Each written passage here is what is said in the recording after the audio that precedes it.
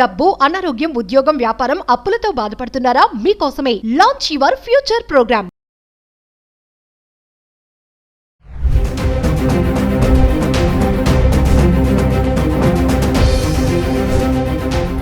నమస్తే, welcome back to Suman TV. Present మనతో పాటు ఉన్నారు ఎనలిస్ట్ మందరి కృష్ణారెడ్డి గారు. నమస్తే సార్. నమస్తే అమ్మ. సార్, ట్రంప్ తీసుకున్న H1B వీసా ఆ ఫీజు ఏదైతే ఉందో మరి $1,00,000 అంటే సుమారు 88 లక్షలు, మరి ఇదే గనక ఇంప్లిమెంట్ అవుతే గనక మరి భవిష్యత్తులో కానీ ఎలాంటి సమస్యలు ఉంటాయి, కలిగే నష్టాలు ఏమన్నా ఉన్నాయంటే ఒకసారి వాటి గురించి. ట్రంప్ తీసుకున్న నిర్ణయాల్లో ప్రతి ఒక్క నిర్ణయం ఎంతో కొంత ప్రపంచంలో అన్ని దేశాల మీద కొంత ఒక ప్రభావం పడుతుంది. భారతదేశం మీద ఎక్కువ ప్రభావం పడుతుంది. కారణం ఏంటంటే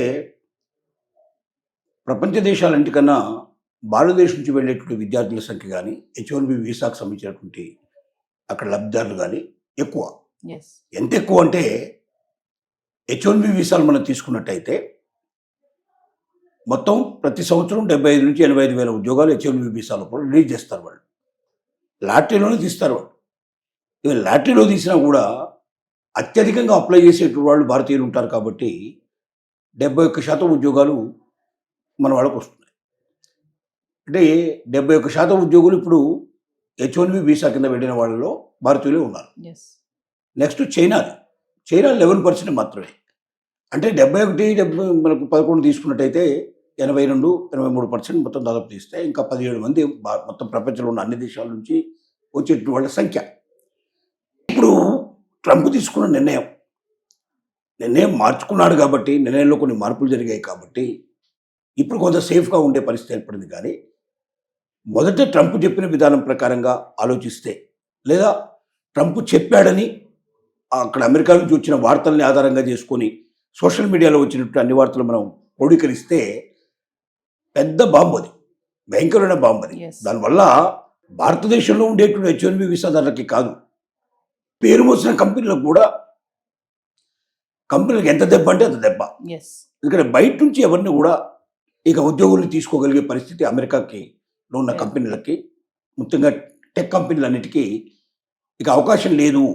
అలా అవకాశం లేనప్పుడు ఓకే, అమెరికాలో ఉండేటువంటి వాళ్ళనే తీసుకొని వాళ్ళు ఆ ఉద్యోగాలు చేయించుకోవాలంటే అమెరికాలో అంత టెక్నాలజీ తెలిసిన వాళ్ళు కానీ, అంత క్వాలిఫైడ్ పర్సన్స్ కానీ, అంత అనుభవం ఉన్న వాళ్ళు కానీ ప్రజెంట్గా లేరు. అంటే వాళ్ళని తయారు చేసుకొని ఇప్పుడు పనికొచ్చేట్టుగా, ఇప్పుడు చేస్తున్న పనికి విధానంగా పని చేసుకునేట్టు తయారు చేసుకోవాలంటే కనీసం వాళ్ళకి ఇంకా 2 సంవత్సరాల నుంచి 3 సంవత్సరాల టైం తీసుకుంటుంది. ఈ 2-3 సంవత్సరాల్లో వాళ్ళని ఈ రకంగా మలుచుకొని వాళ్ళకి కావాల్సినటువంటి శక్తిని వాళ్ళకి వచ్చేట్టుగా చేసుకొని ఆ రకంగా ఐటీ కంపెనీలు నియమించుకోవాలంటే ఈ 2-3 ఏళ్ల కాలం లోపల కంపెనీ పడిపోయిందంటే మళ్ళీ లేచే అవకాశం ఉండదు. సో కొన్ని కంపెనీలకు అదృష్టానికే ఒక రకంగా ఇది ఒక క్వశ్చన్ మార్క్ లాగా వచ్చిన పరిస్థితి. రెండోది, భారతదేశం మీద తీసుకున్నట్టయితే 71% భారతీయులు H1B వీసాదారులే అయినప్పుడు విపరీతమైనటువంటి దీని మీద ప్రభావం పడే పరిస్థితి ఏర్పడింది. అంటే ఎన్ని కుటుంబాల మీద. ఓకే, ఒక్కసారి చెల్లిస్తే సరిపోతుందని గతంలో చెప్పలే. ఇంతకుముందు మనకు సెప్టెంబరు 21 తారీఖు మన రాత్రి వరకు ఉన్న వార్తలు ఏంటంటే ప్రతి సంవత్సరం $1,00,000 చెల్లించాలి. అసలు వెళ్తున్నదే డబ్బుల కోసం. చాలా ఫ్రాంక్గా మాట్లాడుకోవాలంటే వెళ్తున్నది డబ్బుల కోసం. ఎక్కడికి ఆ డబ్బులని వాడికి, సంపాదించిన డబ్బులని వాడికి కట్టేస్తే వీళ్ళకి ఏం మిగులుతాయి? వచ్చే ఆదాయంలో 50% ఎక్స్పెండిచర్ కిందకి పోతుంది అక్కడ గ్యారంటీగా. మినిమం ఎక్స్పెండిచర్ 50% లేకుండా కొంతమంది అయితే చిన్నగా తక్కువ సంపాదించే వాళ్ళైతే మొత్తం డబ్బు ఖర్చుల కింద పోతుంది. ₹1 కూడా మిగుల్చుకునే అవకాశం లేదు. ఏమైనా పెద్ద ఉద్యోగాలు చేసేవాళ్ళు, ఎక్కువ రాబడి ఉండే వాళ్ళకి 50% ఖర్చుల కింద పోయి 50% కనీసం ఆదాయ కింద మార్చుకొని దాన్ని ఏమైనా కుటుంబాలకు పంపించుకోవడానికి కానీ, ఇక్కడ ఏమైనా ప్రాపర్టీస్ అవి ఏర్పాటు చేసుకోవడం కానీ, కొంతకాలం అక్కడ పనిచేస్తే ఆ తర్వాత వెనక్కి వచ్చినా కూడా ఇక్కడ జీవితాంతం హాయిగా ఉండడానికి అవకాశం ఉంటుందన్న భావంతో చాలామంది ఈ దేశాన్ని వదిలిపెట్టి అమెరికా వెళ్ళడానికి పోతున్నారు. అంటే సార్, ఒక విషయం చెప్పండి సార్. అంటే మనం ప్రతి వీడియోలో మాట్లాడుకున్నాం, అంటే ఇంకా స్కిల్, టాలెంట్ ఉన్న వాళ్ళనే తీసుకోవాలనే నిర్ణయమే అంటారు. అంటే ఇప్పుడు ఇవి వచ్చినటువంటి కొత్త నిర్ణయం కూడా ఇంకా ముందు కూడా స్కిల్ ఉన్న వాళ్ళకే టార్గెట్ పెట్టుకొని వాళ్ళకే జాబ్స్ ఇచ్చేటట్టుగా చేయడం అనేది లక్ష్యం అంటారా? 2-3 రకాల లక్ష్యాలు ఉన్నాయి దీంట్లో. అది ఒకటే లక్ష్యం కాదు. డబ్బు ఉన్నవాడు ఉన్నాడు, స్కిల్ లేదు వాడి దగ్గర, ఆయన డబ్బు కట్టి వెళ్తాడు కదా అక్కడికి. అప్పుడు మరి స్కిల్ ఉన్నవాడే వచ్చినట్టుగా ఎట్లా అవుతుంది లెక్క? అంటే ఇక్కడ ఏంటి అంటే ఒకవైపున $1,00,000 చొప్పున పే చేసినట్టయితే సంవత్సరానికి కొన్ని బిలియన్స్ అక్కడికి నాకు వస్తాయి, డబ్బులు వస్తాయి, ఈ డబ్బుతో నేను కొన్ని అప్పులు తీర్చడానికి అవకాశం ఉంటుందనేది ట్రంప్ చెప్పిన ఒక మాట. ఎస్. రెండోది ఏంటంటే ఓన్లీ పర్ఫెక్ట్ పర్సన్సే వస్తారు అక్కడికి. అంత డబ్బు కట్టి రావాలంటే ఎవరు పడితే వాళ్ళు రారు. ఖచ్చితంగా వాళ్ళకి క్యాపబిలిటీ ఉండి, ఆ రకంత మేధాశక్తి ఉండి, అమెరికాని సంపద పెంచగలిగేవాళ్ళు, అమెరికా లోపల ఇంకా గొప్పగా అమెరికాని మలచడంలో కూడా ఉపయోగపడేటువంటి వాళ్ళు, అలాంటి వాళ్ళు మాత్రమే వస్తారు. చెత్త మొత్తం పూర్తిగా ఆగిపోతుంది అని చెప్పడానికి ప్రయత్నం చేశాడు తను. కానీ దీని అన్నిటి వెనుక ఉన్న కుట్ర ఏమిటంటే భారతదేశం మీద అక్కసు. ఒకటి, అమెరికా పౌరులకి తను ఇచ్చినటువంటి వాగ్దానం ఏదైతుందో లోకల్గా ఉండేటువంటి ఐటీ ఎంప్లాయీస్, అక్కడ ఇప్పుడున్న నిరుద్యోగుల్లో తీసుకున్నట్టయితే ఎక్కువ మంది ఐటీ ఎంప్లాయీసే నిరుద్యోగులు ఉన్నారు. కానీ ఐటీ ఎంప్లాయీస్లో ఎంతమంది క్వాలిఫైడ్ అంటే ఈ కంపెనీలకు పనికి వచ్చేట్టుగా ఐటీ వాళ్ళు ఉన్నారు అనేది పెద్ద అనుమానాస్పదమైన విషయం. కానీ తను చేస్తున్న మాట ఏంటంటే మీకు అందరికీ ఉద్యోగాలు దొరికేట్టు చేస్తాను అంటే ఏంటి, ఇప్పుడున్నటువంటి వేరే ఉద్యోగాలు వేరే దేశాల నుంచి వచ్చిన వాళ్ళందరినీ పంపిస్తే ఆ ఉద్యోగాలన్నీ మీకే దొరుకుతాయి అనే వాదన తది.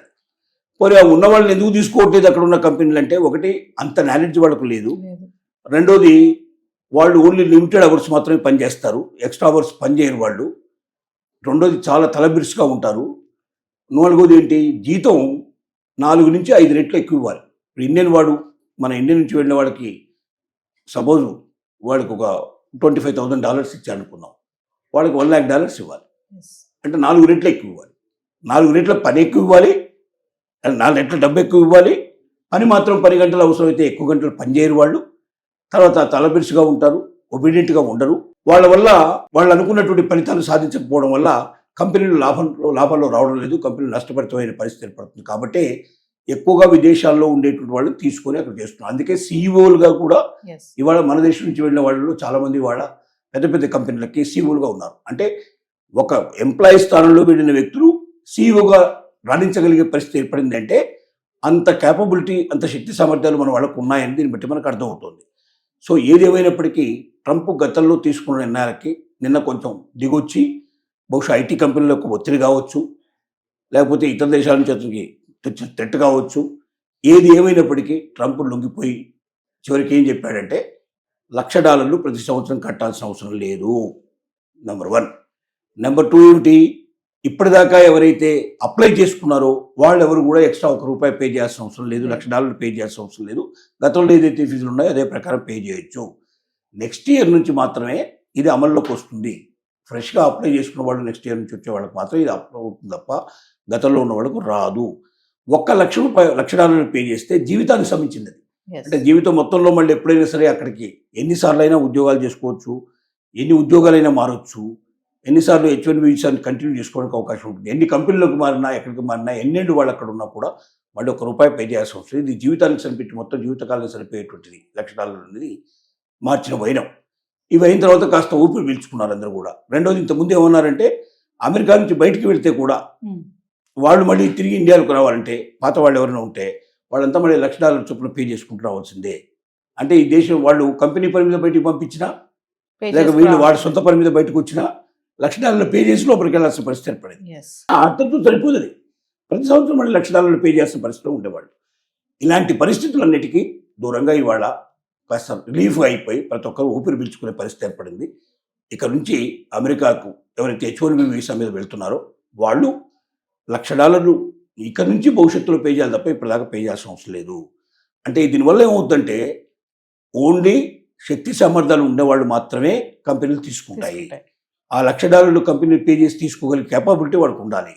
అంటే ఇక్కడ నుంచి మాత్రం భవిష్యత్తులో H-1B వీసాదారులుగా వెళ్ళేవాళ్ళు ఒక శక్తి సామర్థ్యాలు ఉండేవాళ్ళు వెళతారు తప్ప మామూలు వాళ్ళు వెళ్ళరు. సొంతంగా కట్టుకోవడానికి ప్రయత్నం చేసినా, కంపెనీ వాళ్ళు కట్టించినా అంత శక్తి ఉంటే తప్ప అక్కడికి పోవడానికి అవకాశం లేదు. కాబట్టి క్యాపబిలిటీ ఉండేవాళ్ళు మాత్రం అమెరికాకు వెళ్ళే అవకాశాలు ఉన్నాయి తప్ప క్యాపబిలిటీ లేని వాళ్ళు అమెరికాకు వెళ్ళేవాళ్ళు తగ్గిపోతారు, బాగా తగ్గిపోతారు. వాళ్ళు ఈ దేశంలోనే వెతుక్కుంటారు, ఈ దేశంలోనే వాళ్ళు స్టార్టప్ కంపెనీలు మొదలు పెడతారు. తద్వారా ఇక్కడ ఉన్న వాళ్ళకు ఉద్యోగ అవకాశాలు ఎక్కువ మెరుగుపడతాయి. ఇక్కడ భారతదేశ సంపద పెరగడానికి అవకాశం ఏర్పడుతుంది. Thank you sir.